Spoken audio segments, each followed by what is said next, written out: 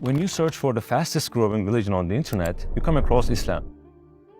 Research that has been made in recent years has interestingly shown that result. We are talking about a community with a population of almost 2 billion, a quarter of the world's population. It's a much larger number than even the most populated country, China. On the one hand, it's the religion that is tried to be denigrated the most by the media. Muslims are people. Islam is an idea. Islam's an idea, a bad idea.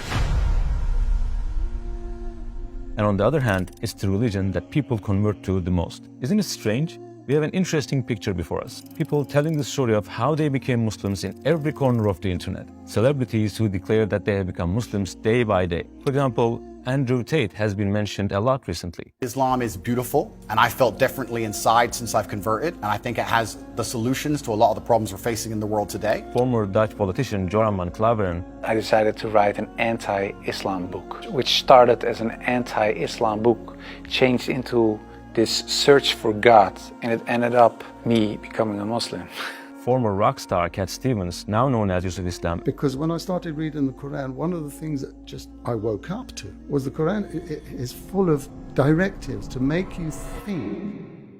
Every year, we see an increase in the population of Muslims by thousands in non-Muslim countries. It's not even possible to predict what will happen 50 years from now. One cannot really imagine. So what is it that impresses so many people? What do they see that some of them become Muslims when they are so antagonistic as to be enemies of Islam? We have determined 4 important factors that affect people's decision of becoming Muslims. So what are they? Let's have a look at them together. Factor 1.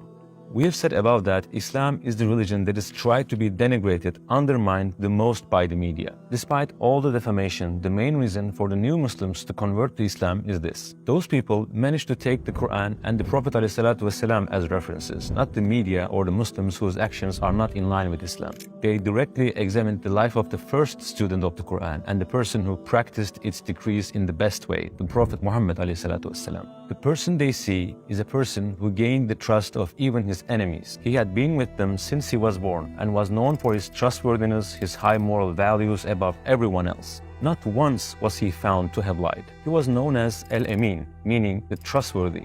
This name was given to him before prophethood by the very people who will later become enemies of Islam. But when he became a prophet, a much worse form of Islamophobia than today began to appear. Both Prophet Muhammad ﷺ and those who believed in him were persecuted and subjected to all kinds of insults. But Islam had a tremendous influence. Despite all the persecution and efforts of deterrence, the number of people that were becoming Muslims did not decrease. On the contrary, it increased. As those who read his life know, they resorted to everything to dissuade him, to make him give up preaching this religion. They once offered him to make him the wealthiest person and the leader of the Meccan society and marry the most beautiful women if he gave up his cause. He refused them by giving the following answer, which went down in history. If they put the sun in my right hand and the moon in my left hand, I would not give up this religion and preaching it. Either Allah will make this religion dominant or I will sacrifice my life for this cause. He did not have any financial gain in this mission. On the contrary, he spent all his assets on his cause and he lived the rest of his life in poverty.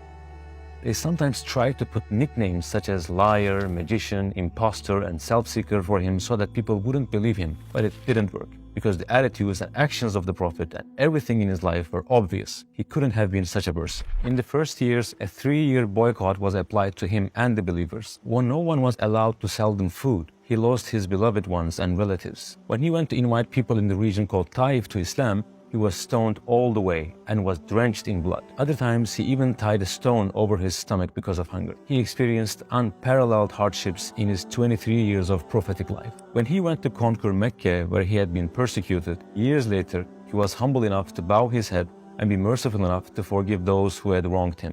Those who believe in him think like this when they read his life. A person who lived such a life cannot be a liar in his cause. And if this person is a liar, there cannot be any truthful person in the world. They accept his prophethood by thinking like that. The more they learn about his life, the more they admire him. Factor 2. If someone is to accept an idea, what does he do first? He asks questions, right? If he finds it logical, he accepts the idea. It holds true for religion as well. People want answers to questions about faith, but there are some issues that are incomplete in all religions that cannot be explained and that are not found reasonable. There's a general acceptance like this. Religion is an issue related to the heart. It's not an issue of logic. Believe it and move on. don't question it. But one religion is exceptional, and that is Islam. Yes, no religion other than Islam can give answers this clearly to the questions to be asked. The witness of this is the volumes of books written throughout the 1400 years of Islamic history and answering the questions that have been asked. The Risale Nur tafsirs written in the last century are one of the best examples of it, with the determinations based on intellect and heart. While no other religion is based on evidence, Islam is proven with dozens of evidence. Even if you simply type on YouTube or Google, you can easily read some of them. Many verses of the Quran and Hadith always encourage people to use logic and learn knowledge, science. In order to understand that Islam is the most logical religion, it's enough to look at the most fundamental issue in the belief system, the belief in Allah. Islam is the religion with the clearest explanation about the Creator. While no other belief system mentions the characteristics of the Creator in a complete way, in Islam, he is mentioned with his attributes along with his works of creation in the universe. And he is introduced in detail. How can a religion be expected to be true if it cannot give clear information about the Creator, or if it's okay with using a term such as unknown energy? Even if you use that as the only criterion, only a few religions remain. And logical fallacies and logical errors can be seen in the explanations of all of them except Islam. Islam gives us the definition of a deity with infinite power and no weakness. In other words, Islam, unlike other religions, does not make a mistake in belief in Allah. It always makes the most correct definition. Then we say, I wonder if this religion is the religion sent by Allah. In other words, can the entity who introduces himself in the Quran be the creator of the universe? Factor 3. The other important reason is that 1400 years ago, Islam brought definite solutions to the problems that are still not solved today. We will give 3 basic examples. For example, there are serious problems with unity and brotherhood among people. Even when we look at the last century, we see the issue of racism, which caused the death of millions of people. Those deaths continue even today. The murders, oppressions, and persecutions of many racist groups, such as the Ku Klux Klan, are seen in the historical records. Sometimes those racist acts were made directly by the state, such as the Nazi-era Germany and China. No need to go far. We can look at this picture. It was taken in Brussels in 1958. If you write human zoo on the internet, you will see similar photos.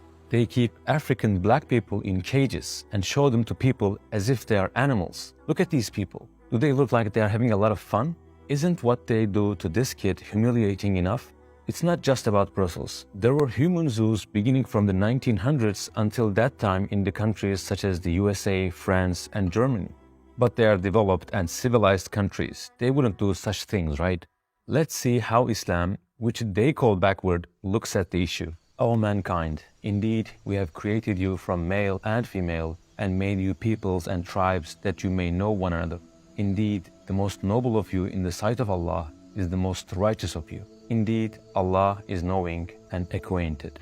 It is stated in the Quran that so many different races were created so that they will get to know one another, not oppress one another. He who calls people to racism is not from us. He who fights for racism is not from us. He who dies because of racism is not from us. We are talking about a religion that says so. It is a religion that does not favor any race over the other, while the same mistake has been observed all over the world throughout history. Every year, during the pilgrimage season, Hajj season, people from all races, colors, and languages wear the same clothes and worship side by side without any sign of superiority or wealth. Islam shows the vision from 1400 years ago that today's civilization still doesn't have. One of the other biggest issues that Islam has brought a solution to is hunger and poverty. It brings the solution and at the same time mandates people to do it. It builds a bridge between rich and the poor and calls it zakat, alms. Islam has introduced a certain limit for being considered rich. A person who has wealth above that limit gives away 1/40, 2.5% of his wealth to the poor, no matter how much wealth he has. On the one hand, the needs of the poor are met, and on the other hand, the bonds of brotherhood are strengthened. The rich cannot look down on or stay away from the poor, and the poor don't envy or hold a grudge against the rich. On the contrary, they get closer, both solving the financial problem and ensuring brotherhood. Moreover, there are many important examples of it in history. During the period of the Anatolian Seljuk state, Seljuk Sultanate of Rum, zakat ships had to be sent to Africa because there were no people poor enough to receive zakat in the entire Anatolia. Yes, to Africa. which has been colonized by the enemies of Islam. In some other countries where Islam was really practiced, the rich had difficulty in finding people to give zakat after a while because the financial gap between them was closed with zakat and charity. The person who received zakat was later coming to the level of giving zakat. Modern culture, on the other hand, cannot bring a good solution to this extent. On the contrary, it creates a huge gap that makes the poor poorer and the rich richer with the interest system. The interest system, the riba system, says to people, you will work and I will earn money from your labor by doing nothing. I will make you go through hardships. While there are countless lives being destroyed by interest for years, Islam solves this problem by prohibiting riba 1400 years ago. We can give more examples like that. It's one of the things that makes Islam different and unique. What other religion is so involved in life? There is no issue Islam doesn't touch. It touches hearts as well as minds. It touches the family as well as the society. In fact, factor 4 is exactly this. It doesn't stay within the walls of the places of worship. It is not just a religion that is lived in the heart. It addresses the whole world and all areas of life. It's another fundamental point that attracts the attention of Muslim converts. We see lessons and recommendations on dozens of different issues in the Quran and the Prophet's own words, that is, in the hadiths. Besides, they are not simple recommendations that become obsolete, old-fashioned over time. They are all recommendations that preserve their freshness, used and needed for 1400 years. The Prophet ﷺ did not only say them, he also showed examples of them by practicing them.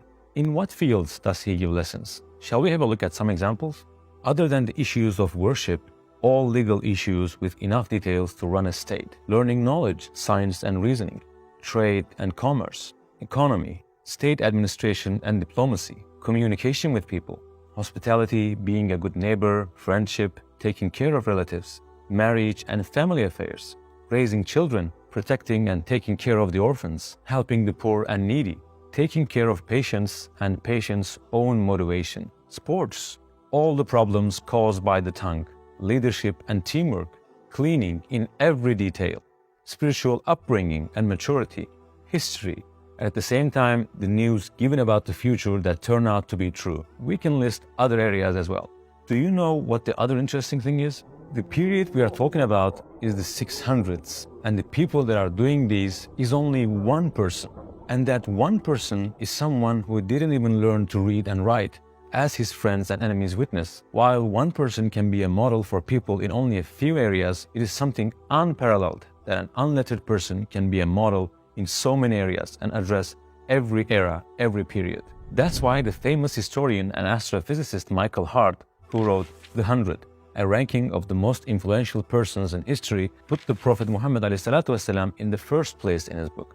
Explaining the reason for it, he states the following. My choice of Muhammad to lead the list of the world's most influential persons may surprise some readers and may be questioned by others. But he was the only man in history who was supremely successful on both the religious and secular level. This is the thing that those who become Muslims while reading about his life notice. What they see is a religion that touches every aspect of life, not just a religion that is lived in the heart and in the place of worship. And it has shown its universality by preserving its freshness for 1400 years. Among the ones who could notice it is the former politician Joram van Klaveren, whom we interviewed. He wanted to write an anti-Islam book because he knew Islam as it was portrayed by the media. As he researched Islam, he started to realize the facts like the 4 basic items that we talked about. As a result, the journey that started with an anti-Islam purpose ended in becoming a Muslim. That is the brief answer to the question why people become Muslims. As people continue to research, read the life of the Prophet ﷺ, and notice what he brought to people, the number of converts to Islam will increase even more. As a great Islamic scholar said, be hopeful. Among the revolutions of the future, the loudest sound will be the sound of Islam.